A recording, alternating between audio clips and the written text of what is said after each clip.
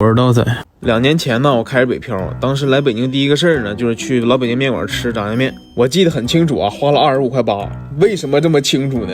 因为当时那家饭馆还收现金的啊，我嫌麻烦，我说给你26不用找了。当时那伙计拿过钱吆喝起来了，得嘞，5号桌有客人给小费2毛，那给我臊的。我说算了，你把那2毛的给我吧。完了他又喊5号桌2毛小费又要回去了。自打那以后啊，我就再也没有出去吃过炸酱面啊。我跟北京的几个朋友学了学，在家自个做得了。做这个炸酱面呢，除了要这个小碗干炸酱，这个面粉的选择也很重要啊。刚你们看着了吧，用的北京老字号古传面粉，用的加麦粉嘛啊，加拿大进口的小麦嘛，麦香味非常足啊，这个味儿闻着就绿色天然，而且这个面煮完不混汤，吃着也非常筋道。古传主要就是做面粉的啊，你想要什么面粉都有。行了啊，不绕弯子了，这是个广告啊，但人家的东西确实也不错，有这方面需求的啊，可以上那个古传快手小店下单。我现在正在参加这个古传美食挑战赛啊，如果你也爱吃主食，你就关注一下这个古传快手官号，戳视频下方活动标签为爱下厨，如此简单啊，进来露2手，我在这嘎等你来战。最后给结个尾啊，做正宗老北京炸酱面还得古传老字号。